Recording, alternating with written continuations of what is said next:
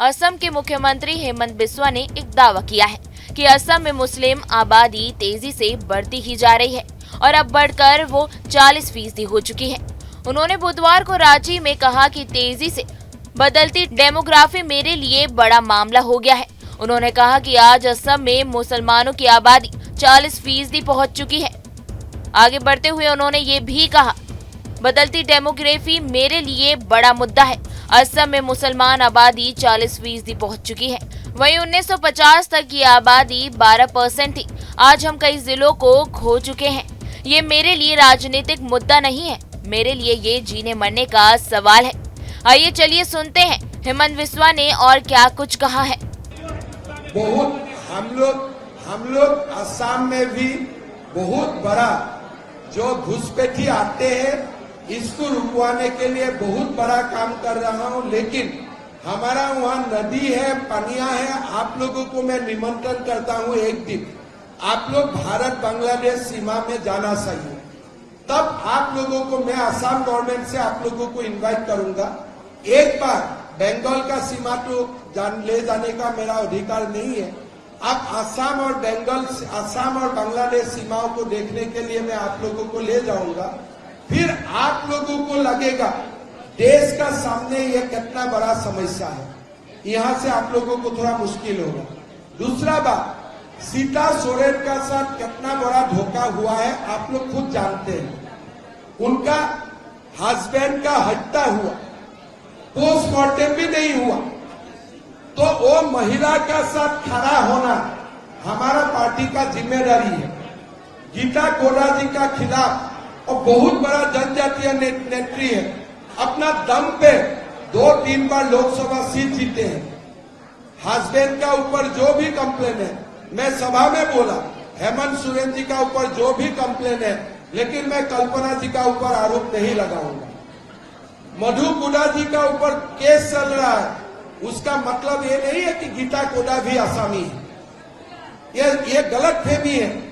आज ईडी ने हेमंत सोरेन को अरेस्ट किया है, मैं कल्पना सोरेन को इसके लिए जिम्मेदार मैं नहीं मानता।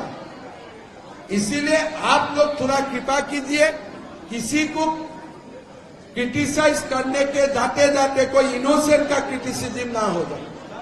और सीता सोरेन का लिए तो आप लोगों को संवेदना होना चाहिए। एक गुरुजी जैसा पिता का बेटा होता है, बेटा का हत्या होता है, पोस्टमार्टम नहीं होते हैं।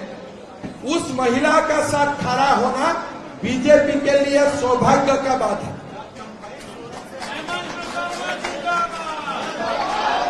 एक मिनट, अब बताइए। देखिए, मैंने उनका ट्वीट देखा, मैं व्यक्ति को नहीं जानता हूं। जो दिन में झारखंड प्रदेश का सह प्रभारी बना, मैं संपाई सोरेन जी का ट्वीट फॉलो करने लगा और मैं काफी प्रभावित हुआ। मैं असम में शुरू कर दिया। मैं बार बार बोला हूं, मैं व्यक्ति को नहीं जानता हूं और उनका साथ मेरा कोई संवाद भी नहीं है। चुनाव का बाद में एक बार मिलूंगा। उनका जो ट्विटर है, ट्विटर में मैं देखता हूं कोई गरीब बेटा बोलते हैं मेरा ट्रीटमेंट नहीं हो रहा है, वो तुरंत डीएम को बोल देता है उनका ट्रीटमेंट का व्यवस्था कीजिए, और डीएम ट्रीटमेंट का व्यवस्था करके रिप्लाई देते हैं। भले वो हमारे विरोधी हो, लेकिन अच्छा बात तो बोलना पड़ेगा ना। इसीलिए संपाई सोरेन जी को हटा के जेएमएम कम से कम 10 सीट का माइनस में आ चुका है। चुनाव का बाद आप मेरा बात को देख लीजिएगा। आप बोलिए ये नहीं।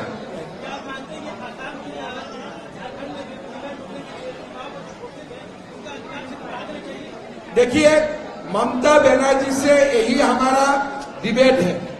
हमारा जो मैं ये इतना बड़ा सरसा यहाँ नहीं करना चाहता था। मेरा मानना है कि देश का स्टेट गवर्नमेंट बीएसएफ को सीमा का अंदर भी आने का अनुमति देना चाहिए। जैसे बीएसएफ सीमा में रहते हैं, लेकिन पोरस बॉर्डर है, पानी का बॉर्डर है, गलती से कोई घुस गया, आज बीएसएफ बैकवर्ड नहीं आ सकता है, स्टेट पुलिस को काम करना पड़ता है।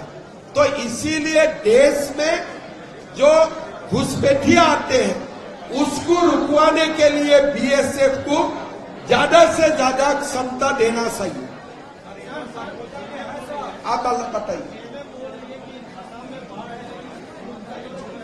देखिए, असम में बाढ़ है, इसीलिए मैं 6 बजे जा भी रहा हूं, लेकिन बाढ़ खत्म होगा फिर थोड़ा ज्यादा दिन के लिए मैं यहां आ जाऊंगा। इसीलिए आज 2 दिन में ही मैं चला जा रहा हूं, लेकिन 6 बजे मैं चला जाऊंगा।